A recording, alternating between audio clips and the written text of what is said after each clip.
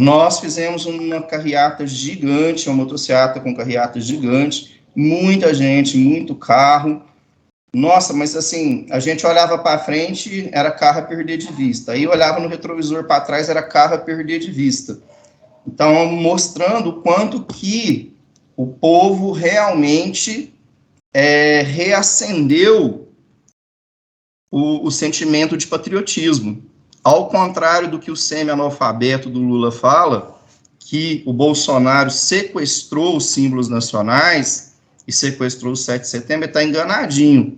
Enquanto a esquerda passou anos ensinando as pessoas a colocar fogo na bandeira nacional, a rasgar a bandeira nacional, a desrespeitar os símbolos nacionais, enquanto a esquerda passou décadas ressignificando os símbolos, tentando adequá-los à sua ideologia, o Bolsonaro não sequestrou nada.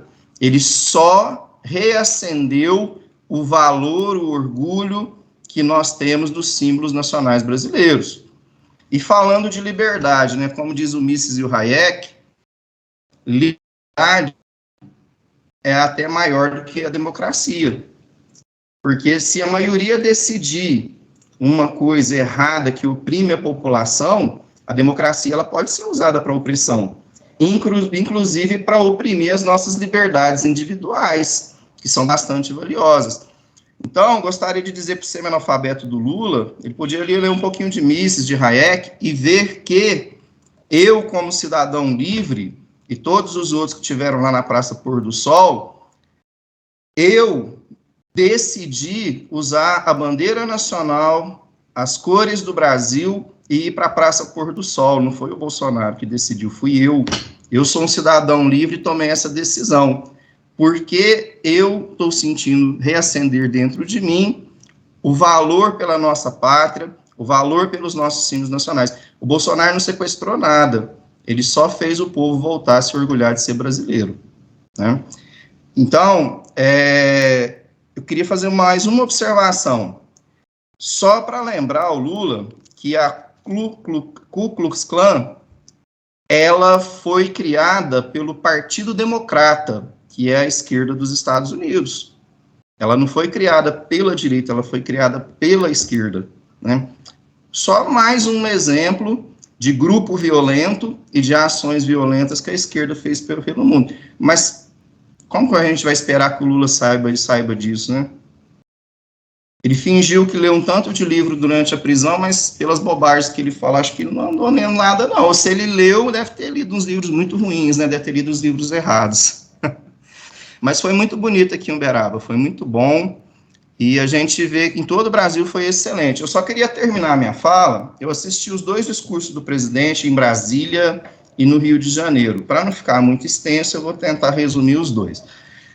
Nos 2, além de reacender o patriotismo, o sentimento de amor pelo Brasil, o sentimento de amor pelas nossas tradições cristãs, o sentimento de amor pela família, o sentimento de amor pelos nossos valores civilizatórios da moral, de saber diferenciar o certo do errado e se esforçar para fazer o certo, além de mostrar tudo isso, ele ainda mostrou uma coisa: ao contrário do que a esquerda fala, o Brasil está se destacando na gestão das dificuldades trazidas pela pandemia da Covid-19 e na gestão das dificuldades trazidas pela guerra da Rússia com a Ucrânia.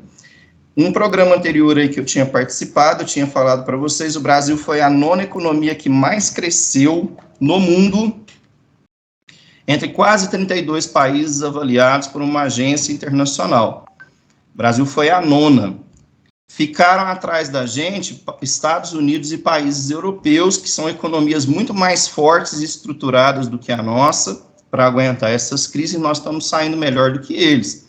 Inclusive, até no combate à inflação, o Brasil vem se destacando em relação a uma série de países.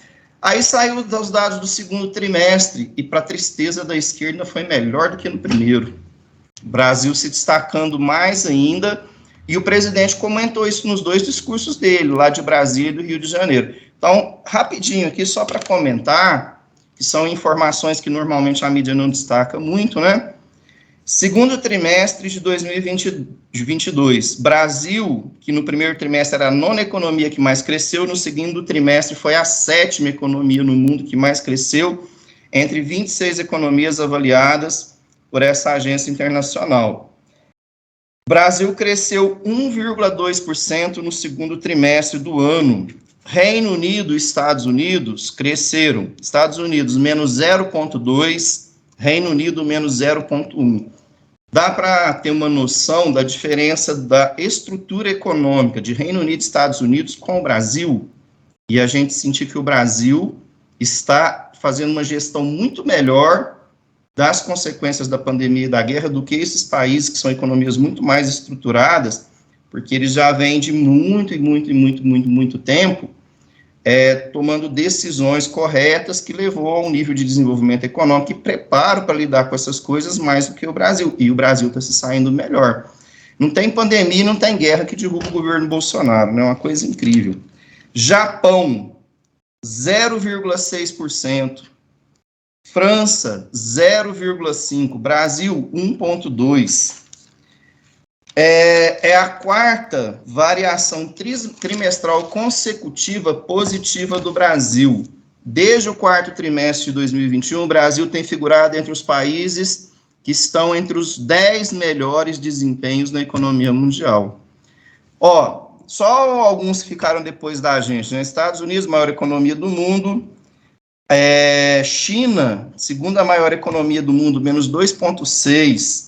Algumas outras economias desenvolvidas, Canadá 0,3 negativo, Alemanha 0,1 negativo, Bélgica 0,2, Coreia 0,7, México, que é uma economia mais ou menos